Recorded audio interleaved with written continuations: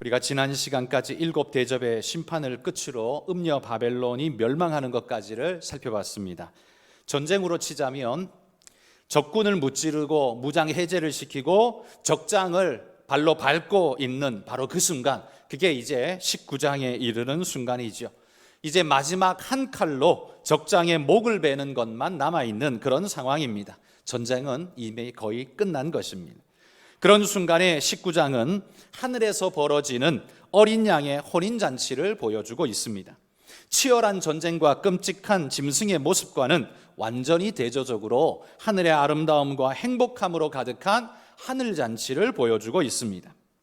하나님께서 마지막 때를 준비하시며 성도들에게 이 계시록 말씀을 주며 두렵기도 하고 무섭기도 하고 걱정도 되는 그 속에 걱정하지 말고 두려워하지 말고 소망을 가지라고, 이게 바로 너희에게 주는 하나님의 선물이라고 중간중간에 계속적으로 복된 모습을 보여주고 있습니다. 그 중에 하나가 오늘 우리가 읽은 바로 이 본문의 이야기이죠. 우리에게 뭐라고 말씀하시는지 함께 살펴봅시다. 1절에 보시면 요한이 하늘에서 큰 무리들의 큰 음성을 듣게 됩니다. 그 소리는 시끄러운 소음이 아니라 하늘의 찬양 소리, 할렐루야 찬양 외치는 그 찬양의 멜로디였습니다. 할렐루야라고 외치고 있는 이 찬양의 고백, 할렐루야라는 단어는요, 너희들아 여호와를 하나님을 찬양하라 라는 히브리어 합성어입니다. 찬양하다라는 동사가 히브리어로 할랄이라는 단어인데요, 그리고 2인칭 복수 루가 너희들아 라는 이야기고, 그리고 끄트머리에 있는 야는 야훼, 하나님의 줄임말이죠. 그래서 할랄루야 해서 할렐루야, 너희들아 여호와를 찬양하라 라는 고백입니다. 이게 라틴어에서는 알렐루야라고 그렇게 발음이 되죠. 자, 그러면 하늘의 백성들이 찬양하고 외치고 있는 하늘 찬양대의 찬양의 내용은 뭐가 있을까요? 세 가지를 가지고 노래하고 있습니다. 첫 번째 찬양의 주제, 첫 번째는 뭐냐 하면 구원하심을 찬양하고 있습니다. 1절에 보십시오. 할렐루야, 구원과 영광과 능력이 우리 하나님께 있도다 라고 선포합니다. 찬양의 제1번은 언제나 어디서나 구원하심에 대한 감사의 찬양입니다. 우리도 하나님을 찬양하는 첫 번째 이유가 늘 구원 아닙니까? 나 같은 존재를 하나님께서 구원하셔서 그 놀라운 은혜를 베푸셨다라고 찬양하게 되는 1번의 주제는 늘 구원입니다. 뭘 주셔서, 돈을 주셔서 우리가 그게 아니라 구원하심에 대한 감격이 우리의 늘 첫 번째 찬양 고백의 이유라는 말이죠. 여러분, 진짜 찬양이 어디에서 나옵니까? 생각해 보십시오. 진정한 찬양은요, 구원의 감격 속에서만 나올 수 있습니다. 구원의 은혜 감격이 없는 사람이 하나님을 찬양한다면 그건 아마도 그냥 밋밋한 노래일 뿐일 것입니다. 그런 분이 있대. 나는 모르겠는데 뭐 그런 분이 구원했다고 그러네? 여러분, 이렇게 생각하는 사람이 찬양을 한다면 그게 찬양이 될 수 있을까요? 아무런 느낌 없고 감격이 없는 그냥 음표를 따라 높낮이를 조절하는 노래일 뿐이지 그게 찬양이 될 수는 없을 겁니다. 그래서 모든 예배에 참석하는 우리 모든 성도들이 부르는 고백은 그냥 노래가 아닌 거죠. 주님을 향한 진실한 찬양이 되는 겁니다. 우리들뿐만 아니라 특별히 예배 가운데 구별되어서 찬양대라고 세워져 있는 우리 찬양대들 특별히 중요하죠. 이 찬양대원들에게는 반드시 구원의 감격이 있어야 합니다. 그래서 여러분, 찬양대원의 자격 조건이 있는데 뭔 줄 아십니까? 교회를 몇 년 나와야 된다, 그게 아니라 세례교인 이상이어야 찬양대의 자격이 주어집니다. 이건 그냥 1년 이상 있어야, 교회 1년 이상 참석해야 세례 줄 수 있으니까 그냥 교회 그래도 1년쯤 다니면서 교회를 아는 사람이어야 성가대에 서지 아무나 저 자리 주면 안 돼 라고 말하는 이야기가 아닙니다. 세례교인 이상이 찬양대의 자격이 있다는 말은 그런 시간적 개념이 아니고, 그리고 관계적 개념이 아니라, 이 세례는 뭡니까? 누가 세례 받습니까? 예수 그리스도를 주로 고백한 자만이 세례를 받습니다. 아무나 받는 게 아니에요. 하나님 앞에서, 회중 앞에서 예수 그리스도가 나의 주님입니다, 나는 죄인임을 인식하고 하나님께서 나를 구원하셨다라는 이 감격과 기쁨을 나는 누립니다라고 하는 세례받은 자만이 그런 자만, 고백하는 자만이 세례를 받습니다. 그리고 그런 고백이 있는 자만이 찬양대원의 자격이 있다는 말이에요. 이게 뭘 말하는지 아시죠? 찬양대원들이 쏟아내는 곡조 붙인 기도는 다 그들의 입에서 나오는 게 아니라 가슴에서 나오는 거여야 옳다는 말이죠. 그래서 찬양대원의 자격 조건은 목청이 좋은 사람이 아니라, 실력 있는 사람이 아니라 신앙의 감격과 고백이 있는 사람이라는 말입니다. 그래서 하나님을 나의 주 나의 하나님으로 고백하지 않는 자는 진정한 찬양대원이 될 수가 없는 것입니다. 그런데 찬양대회에 참석하는 분들은 음악가가 아니다 보니까, 우린 다 일반인들이 그냥 성가대를 하잖아요. 그러다 보니까 아무래도 실력적으로 좀 떨어질 수밖에 없죠. 그건 어쩔 수 없는 당연한 겁니다. 그러다 보니 가능하면 조금 더 예쁘게 만들고 소리 좋게 만들고 실력 있게 만들고 싶은 그런 욕구가 우리 안에 있는 건 사실입니다.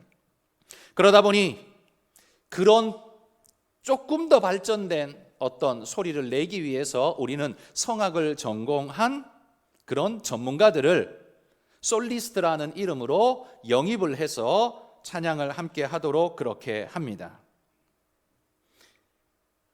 찬양대 입장에서는 이게 굉장히 소중한 일이 되겠죠. 성가대 안에, 찬양대 안에 한두 명만 그런 사람이 들어가도 소리가 확 바뀌니까요. 그건 우리가 다 느끼니까요. 그런데 바로 여기에 우리가 조심해야 할 함정이 있습니다. 그 솔리스트들을 통해서 소리를 더욱 북돋우는 것은 좋은 일인데, 중요한 건 그 솔리스트가 주를 고백하는 진실한 신앙인이며 신앙 고백자, 감격이 있는 존재여야 한다는 사실을 간과해서는 절대 안 됩니다. 신앙의 개념이 없으면 우리는 그냥 일명 감격 없는, 신앙 없는 실력자들만 불러 모아서 찬양대를 그냥 합창단으로 만들어 버리는 그런 우를 범할 수가 있습니다. 아마도 만들어내야 하는 지휘자의 입장에서는 아마 그런 유혹이 굉장히 많을 거라고 생각합니다. 그러나 그렇기 때문에 지휘자가 가장 신앙이 좋아야 합니다. 왜? 그건 아무리 좋아도 아니라고 끊어낼 수 있는 그런 믿음의 결단이 그에게는 있어야 하고, 그리고 믿음 있는 모든 성도들을 더욱 격려하고 북돋우어서 신앙으로 찬양할 수 있도록 이끌어가는 그런 지휘자가 되어질 때 진짜 아름다운 찬양대가 될 수 있겠지요. 그래서 찬양과 노래를 구분할 줄 아는 영적 분별력이 진짜 필요한 것입니다. 자, 그런데 이 구원하심을 찬양할 때요, 구원에 우리가 한 가지 좀 알고 넘어갔으면 좋을 것 같은, 구원에는 세 가지 시제가 있습니다. 뭐 구원은 하나 아닌가? 그래요, 하나인데 세 가지 시제가 있습니다. 과거적 구원과 현재적 구원과 미래적 구원이 있습니다. 과거적 구원이 뭐냐 하면, 표현이 조금 어색합니다만 이건 과거적 구원이라기보다는 완료된 구원이라고 표현하는 게 조금 더 맞을 것 같습니다. 이 과거적 구원은 뭐냐 하면, 우리의 죄가 예수 그리스도의 구속의 은혜에 의해 씻음 받고 나는 이미 구원받은 자가 되었다라고 말하는 과거형의 말, 그 구원, 이미 받은 은혜. 그래서 우리는 그걸 중생이라고 표현하죠. 중생, 거듭남. 주님이 우리를 구속하셔서 이미 덧입은 과거형처럼 되어버린 구원, 이게 과거적 구원입니다. 그럼 현재적 구원은 뭘까요? 그건 옛사람의 습성을 던져버리고 새 사람으로 변화되어져 가는 성화의 과정을 겪고 있는 그 사람, 그게 바로 현재적 구원이죠. 그래서 그리스도인들은 성령께서 오늘 나를 바꾸어 가시는 것에 자신을 드리고 그 말씀에 따라 옛사람을 죽이고 새 사람의 은혜를 덧입어가는 노력들을 쌓아가셔야 합니다. 이게 현재적 구원의 모습입니다. 그럼 미래적 구원은 뭐냐? 이건 우리의 육신을 다 내려놓고 천국에 입성하는 영광스러움으로 완전한 구원의 완성을 이루는 그 마지막 순간, 아직 우리는 경험치 못했지만 이후에 가게 되게 될 완전한 영광의 자리, 그때가 바로 미래적 구원이 되는 겁니다. 그래서 이 세 가지를 다 합쳐서 우리는 그냥 구원이라고 부르는 거예요. 그러기에 구원을 찬양한다라고 할 때 우리에게는 세 가지의 찬양이 함축되어 있어야 합니다. 하나는 죄에서 씻어주신 중생의 기쁨을 노래하는, 과거적 구원을 노래하는 찬양과 오늘 나를 새롭게 하시는, 하나님이 만져주시고 치료해 주시고 새롭게 하시는 하나님의 은혜를 감사하면서 노래하는 찬양과, 그리고 이후에 결국 나를 영원한 승리로 천국으로 인도해 주시는 하나님의 그 영화로움을 노래하는, 믿음으로 노래하는 찬양, 이 세 가지가 함께 농축되어져 있을 때 그게 바로 구원의 아름다운 찬양이 된다는 겁니다. 찬양의, 성도의 아름다운 삼중 찬양이라고 말할 수 있죠. 우리 모든 성도님들은 바로 이런 세 가지의 찬양이 농축되어 있는 진정한 할렐루야 찬양맨들이 되시기를 주의 이름으로 축복합니다. 찬양의 두 번째 내용은 그럼 뭐냐? 두 번째는요, 심판하시는 주님을 찬양하는 겁니다. 심판은 좀 무섭고 두려운 단어잖아요. 그런데 그걸 찬양한다는 말이 좀 어색하게 들리실지 모릅니다. 그러나 여러분, 우리가 심판하시는 이를 찬양하는 이유가 뭡니까? 그건 이 심판이 바로 공의의 완성이기 때문에 그렇습니다. 하나님의 공의로우심을 완성하는 것이며, 또한 악한 자로 인해 고통과 죽음 당한 의인들을 갚아주시는 하나님의 의로우심이 드러나는 순간이 바로 그것입니다. 그래서 그 하나님을 찬양하는 거예요. 여러분, 만약에 하나님의 갚아주심이 없다면 세상은 말 그대로 지옥이 될 것입니다.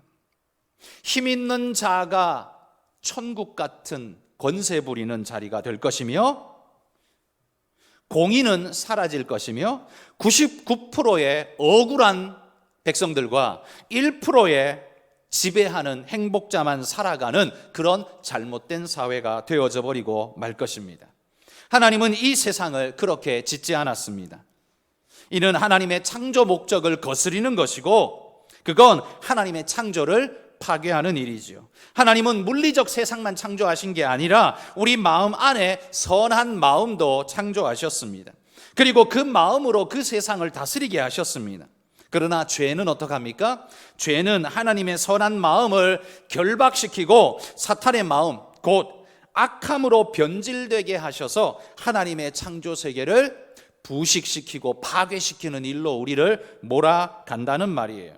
그러므로 여러분, 악행은, 악을 행하는 건 그 악 자체 때문에도 심판을 받아야 하지만, 두 번째는 하나님의 창조를 파괴하는 파괴자가 되었기 때문에, 하나님의 것을 파괴한 자가 되었기 때문에 심판을 받아야 마땅합니다. 또 하나는 그들의 악함 때문에 희생되어진, 손해보고 고통받은 수많은 의로운 자들의 억울함을 갚기 위해서라도 심판을 받아야 마땅합니다.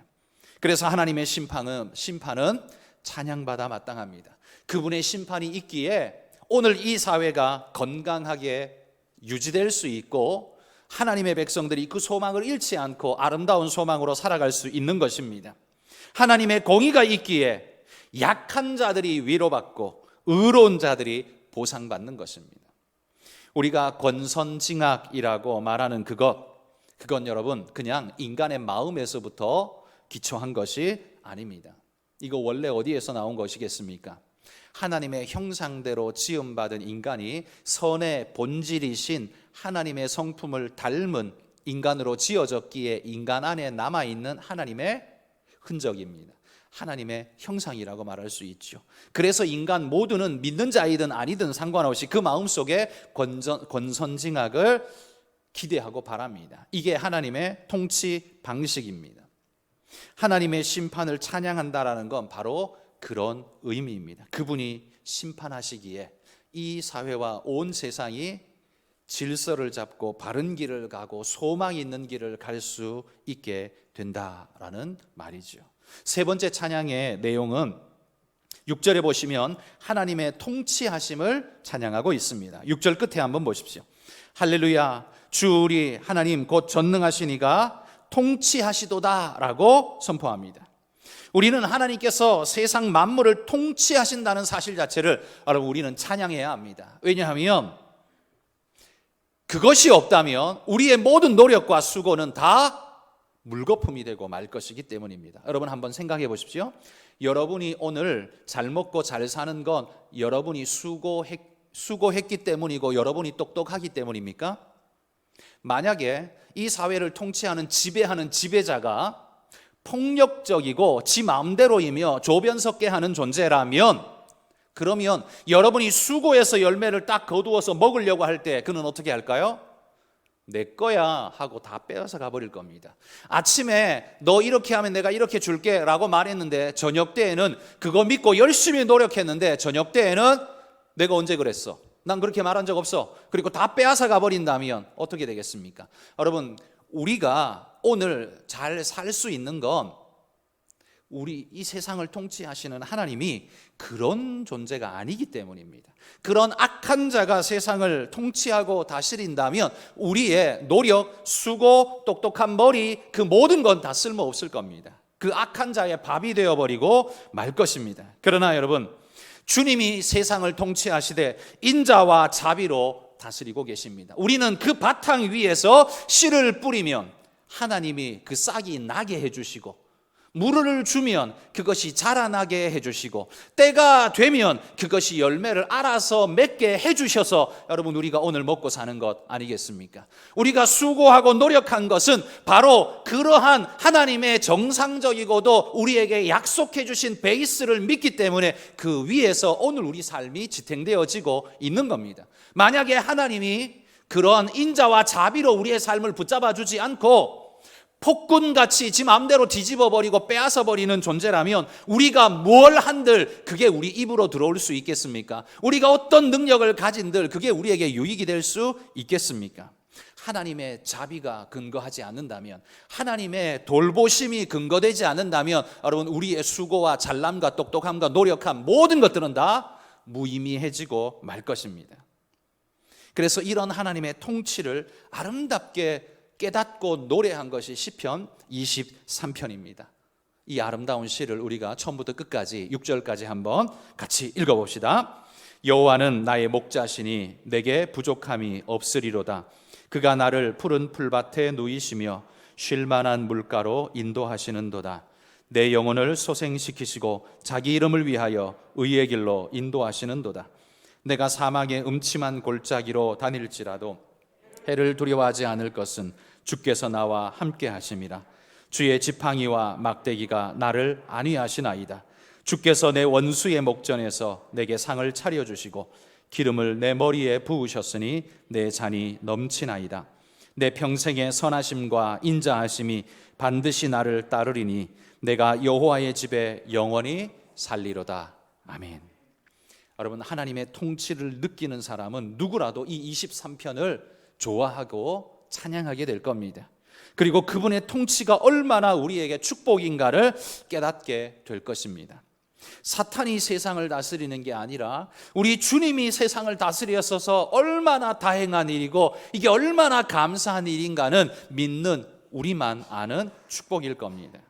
여러분, 사탄이 세상에 악의 씨앗을 지금도 뿌려대고 있지만 그래도 하나님이 온 우주와 만물을 주관하면서 그걸 희석시키면서 선으로 이끌어가고 계시기에 그나마라도 이 땅이 이렇게 유지되어지고 열매 맺으며 살 수 있는 것 아니겠습니까?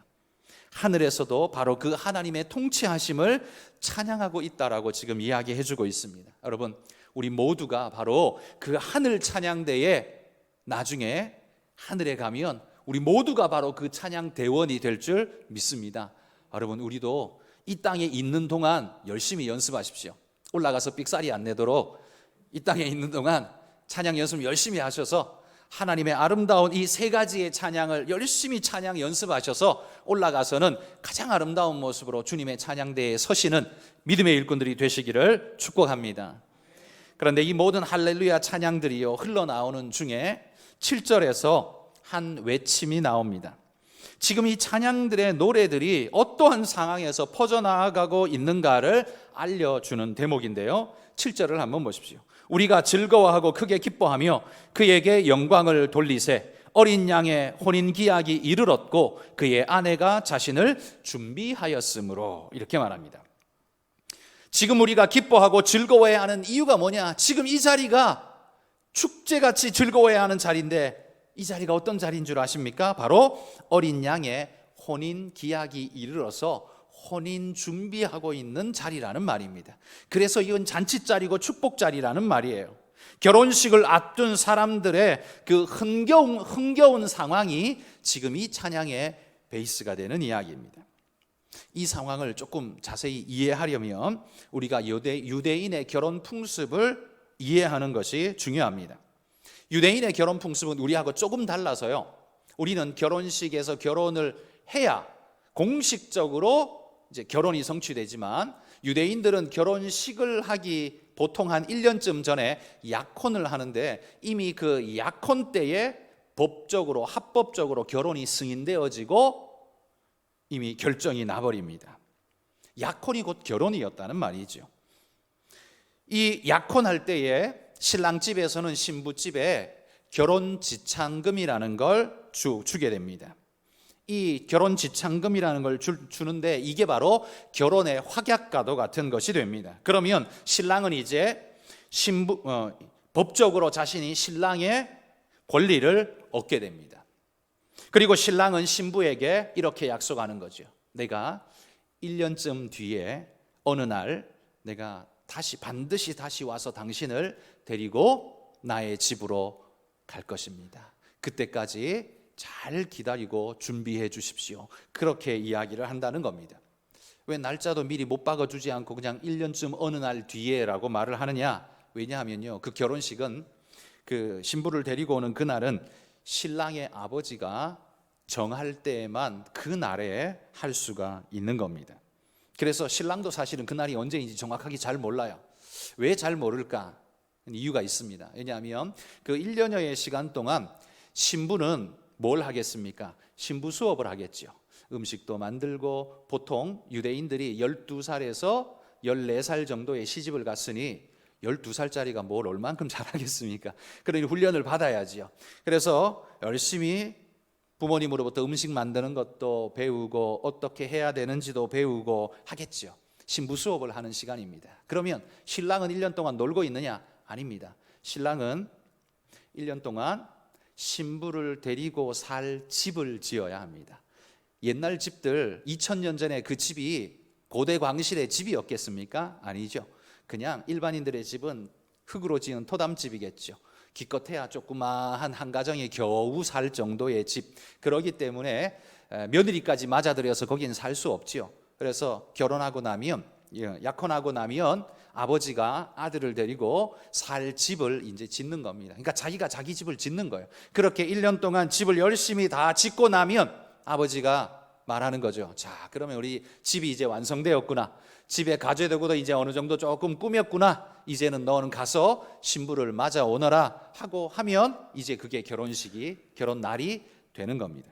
그러면 신부에게 통보가 가겠죠. 이제 우리는 출발하겠습니다. 이제 신부 찾아가겠습니다 하면 신랑은 신랑 친구들과 함께 기쁨의 행차를 합니다. 그럼 신부 집에서는 미리 그 이야기를 듣고 이제 오늘 올지 내일 올지 모레 올지 모르니까 빨리 이제 준비를 해야겠죠. 열심히 준비를 해서 잔치자리를 만드는 겁니다. 신랑이 오면 그날부터 7일 동안 잔치가 이제 벌어집니다. 결혼 잔칫날이죠. 그리고 그 잔치가 끝나면 신부를 데리고 신랑은 자기 집으로 돌아가서 결혼 생활을 하게 되는 겁니다. 이게 유대인들의 결혼 풍습입니다. 자, 이 결혼 풍습이 우리 주님의 재림을 설명하는데 굉장히 많은 도움을 줍니다.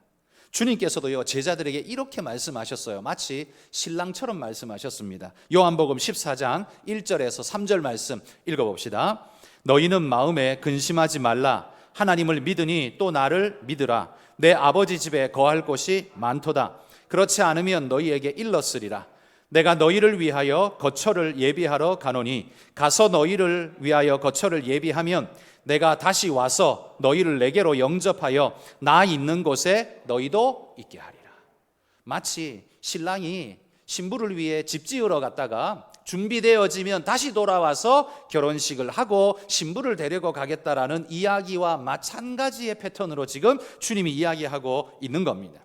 아마 이 이야기를 할 때 유대인들은 이 말이 무슨 말인가 아마 대번 알았을 것 같습니다. 왜? 자기들이 결혼 풍습이 이렇기 때문에 누가 설명 안 해줘도 마치 그런 것처럼 이해를 했을 것 같습니다. 주님의 재림은요, 신부인 우리를 데리러 오시는 결혼식 날입니다. 영적으로 축복된 아름다운 복된 날이라는 거예요. 그러면 지금 이 땅을 살아가는 우리의 시간은 뭡니까? 신랑이 오실 때까지 신부 수업을 하는 시간입니다. 우리는 주님이 다시 오시는 그날까지 우리는 우리의 준비를 하고 있어야 합니다. 신랑은 뭘 해요? 거처를 마련하러 가셨다라고 표현합니다. 이미 마련되어 있죠. 주님이 이제 오시기만 하면 됩니다. 우리는 이 땅에 남아있는 우리는 뭘 해요? 우리는 신부 수업을 합니다. 이미 주님은 십자가에서 당신의 피를 우리를 위해 쏟으시며 결혼 지참금을 무한정으로 우리에게 주셨습니다. 그날 우리는 이미 주님과 약혼했고 결정되었고 우리는 그분의 신부가 되었고 그분이 다시 오시는 날까지 우리는 그분이 올 때까지 신부 수업을 하며 오늘을 준비하며 살아가는 겁니다. 아내의 도리를 배우고요, 음식 만드는 법도 배우고요, 가족과 친지들을 대하는 태도도 어떻게 해야 되는지 배울 겁니다. 그런데 여러분, 신부가 그것보다 더 중요하게 갖추어야 할, 준비해야 할 것이 있습니다. 그게 뭐냐면 바로 순결입니다. 정절을 지키는 거죠. 여러분, 신부가 결혼식을 앞두고 준비를 굉장히 잘했습니다. 요리 학원을 다니는데 너무 좋은 요리 학원을 다녔는지 백종원 씨보다 요리를 더 잘합니다. 만드는 것마다 어떻게 그렇게 맛깔나게 잘 만드는지 대단해요. 실력이 보통이 아닙니다. 뿐만 아니라 또 예쁘기는 얼마나 예쁜지, 도대체 어느 성형외과를 다녔었는지 너무너무 그냥 빠질 데가 없어요. 빠지는 구석이 없는 너무 예쁩니다. 몸매는 또 얼마나 멋지게 쭉 빠졌는지 무슨 옷을 입혀놔도 그냥 완전 이게 배우 같아요. 뿐만 아니라 아버지가 얼마나 부자인지요, 옷은 전부 명품으로 해 입습니다. 그 옷에 달고 있는 귀걸이, 목걸이, 반지 전부 다 엄청난 고가의 명품이에요. 대단합니다. 이건 환상적이잖아요. 그런데 이 신부가 딱 한 가지 모자란 게 있습니다. 뭐냐 하면 삶이 난잡해요. 이 남자 저 남자랑 맨날 밤을 같이 보내며 새벽 5시쯤 되어서 고주망태가 되어서 술에 찌들어가지고 비틀비틀거리면서 새벽 5시에 집에 들어옵니다. 자, 이런 신부라면 여러분은 며느리로 맞으시겠습니까? 이런 신부를 여러분의 아내로 맞으시겠습니까? 완벽하잖아요. 요리 잘해요. 미모 어마어마해요. 몸매 끝내줍니다. 보석으로 치장돼 있어요. 딱 한 가지만 못해요. 안 좋아요. 아내로 맞으시겠습니까? 며느리로 맞으시겠습니까? 아마 아무도 그런 사람을 내 며느리로 맡고 싶다, 아내로 맡고 싶다고 생각하는 사람은 없을 겁니다. 왜? 신부에게 제일 중요한 게 뭡니까? 그거 잃어버리고 나머지 아무리 가져봐야 쓸모없는 일이 되는 거지요. 신부에게 신부가 구비해야 할 최고의 온수품은 요리 실력, 미모, 명품 보석 이런 게 아니라 정절이 가장 중요하죠. 신부의 핵심 가치는 순결입니다. 그래서 결혼식 날 신부가 입는 드레스는 순백의 드레스를 입지 않습니까? 그게 바로 순결과 정절을 상징하는 그림이잖아요. 성경에서는 우리 주님을 늘 신랑으로 비유하고요, 믿음의 사람들, 우리 성도들을 늘 신부에 비유합니다. 그리고 그 신부인 우리들의 모여있는 모임 공동체, 교회를 늘 신부라고 불러줘요. 주님께서 우리를 맞으러 오도록 우리는 그때까지 기다리고 있는데, 준비하고 있는데, 신부는 뭘 준비해야 하느냐? 요리 솜씨도 길러야 하고, 미모도 좀 가꿔야 하고, 태도와 자세도 잘 구비해야겠지만 제일 중요한 건 순결을 지켜야지요. 그게 신부의 가장 중요한 책임 아니겠습니까? 그런데 그거 망가지고 그거 하나도 하고 있지 않고 아주 난잡한 사람, 여러분, 그 사람을 제가 지난주에 소개했었어요. 아주 난잡한, 근데 최고로 미모인, 최고로 부자인, 최고로 권력 있는, 보석을 칭칭 감고 있는 누군 줄 아십니까? 지난주에 제가 17장에서 이야기한 바로 음녀, 바로 그것입니다. 그는 주님의 신부가 절대로 될 수 없는 사람입니다. 그는 최고의 부를 손에 쥐고 있고 많은 사람들을 거느리고 있고 짐승을 타고 권세를 부리고 있습니다. 그러나 그녀는 절대로 우리 주님의 신부가 될 수 없습니다. 그래서 성경이 계속 우리에게 강조하는 바는 우리 신랑 되신 주님께서 오시니 음녀 바벨론을 따라 살지 말고 신부답게 내일을 준비하며 주님 오실 그날을 기다리라고 성경이 계속 말씀하는 겁니다. 그런데 이 음녀 바벨론은 우리를 유혹하기 위해서 유혹거리들로 넘쳐나게 만듭니다. 그리고 우리로 하여금 신부임을 잊어버리고 언제 올지도 모르는데 야 오늘 밤에는 저기 어디 물 좋은 나이트에 가서 시큰 클럽 가서 놀다 오자. 그리고 맨날 놀러 다니고 그냥 새벽까지 고주망태가 되도록 그냥 술 퍼마시고 이 남자 저 남자 걸치고 다니고 되겠습니까? 이게 바로 음녀라는 말이에요. 주님의 부인이 될 수 없는, 주인의 신부가 될 수 없는 음녀라는 말입니다. 여러분, 우리가 누구인지를 잊지 마십시오. 우리는 신랑 되신 주님께서 십자가에 쏟으신 당신의 보혈로 지창금을 주시고 우리를 당신의 아내로 신부로 서약해 주신 바로 그 우리의 신랑 우리 주님입니다. 그리고 그분은 다시 오마 분명히 약속하셨고 반드시 오실 것입니다. 그런데 그 신랑 되신 우리 주님이요, 우리에게 결혼식 날 입을 드레스를 지정해 놓고 가셨습니다. 드레스가 뭔지 아십니까? 8절에 한번 보십시오.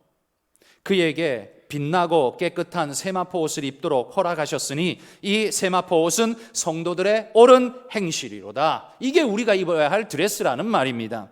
신랑께서 지정해 주신 신부의 드레스는 세마포 옷, 곧 성도들의 옳은 행실입니다. 우리가 옳은 행실로 무장하고 살아갈 때 주님을 맞을 준비가 되었다는 말이에요. 여러분, 결혼식 날 결혼 시간 다 됐는데도 여전히 침대 속에 들어누워 잠자면서 머리는 거의 수세미같이 만들어 놓고 눈곱도 떼지 않고 기름 줄줄 흐르고 있는 그 상태로, 잠옷 상태로 그냥 그렇게 해서 결혼식장에 들어가는 신부가 세상에 어디 있겠습니까? 깨끗하게 씻고 입고 화장하고 준비해서 그러고 가지 않겠습니까? 여러분, 우리가 주님 만날 그날을 위해 바로 그렇게 준비하셔야 한다는 겁니다. 뭘로 준비하세요? 옳은 행실로 준비하라고 말하고 있는 겁니다. 여러분, 옳은 행실은 우리가 구원 얻는 조건이 아닙니다. 결혼식장에 들어가기 위해서 갖추어야 할 우리의 외모라는 말입니다. 그거 갖추고 오라고 말해요. 그게 신랑을 아름답게 하고 영화롭게 하고 존귀케 하는 아름다운 것이 될 것입니다. 그런데 여러분, 이런 옳은 행실, 참 도덕적인 아름다운 삶, 바른 행실을 이야기하면 우리는 예전에 어떻게 말했어요? 그런 율법적인 이야기 좀 하지 말라고 우리는 그렇게 입을 틀어 막았잖아요. 왜 막았어요? 좀 편하게 살자 이거죠. 이유는 딱 한 가지입니다. 옳게 살자가 아니라 나 좀 편하게 살자 이거예요. 근데 그게 옳은 일입니까? 아니요. 여러분, 그건 사탄의 속삭임, 음녀의 속삭임입니다. 우리의 행실을 마구잡이로 살아도 된다라고 자꾸 유혹하는 음녀의 유혹이었어요. 아닙니다. 여러분, 우리는 옳은 행실로 잘 구비되어서 이제 주님 오실 날이 얼마 남지 않았는데 그 모습을 잘 준비해서 주님을 맞아야 하는 그런 신부라는 말이에요. 여러분, 오늘 이 시대 그리스도인들이 잃어버린 것이 바로 이 드레스입니다. 구원은 받을 거라고 생각합니다. 그런데 드레스는 다 잊어버렸습니다. 옳은 행실은 다 잊어버렸습니다. 생활이 좀 막 나갑니다. 아무렇게나 살고 있습니다. 세상이 기준되어서 그냥 세상 사람들보다 더 악하지만 않으면 되지 않을까? 라는 생각 수준으로 살아가면서 우리가 살고 있지 않습니까? 여러분, 우리는 주님 오실 때 신부의 올바른 드레스를 입고 이 결혼 예식에 등장해야 하지 않겠습니까? 여러분, 이를 위해서 아름다운 믿음의 모습을 잘 갖추어서 신랑 되신 우리 주님 앞에 부끄럽지 않도록 설 수 있는 그런 모습으로 구비되기를 소망합니다. 그게 주님의 신부입니다. 우리 모두가 주님의 신부라는 것 잊지 말고 여러분, 오늘 아름답게 믿음으로 잘 살아가시기를 축복합니다.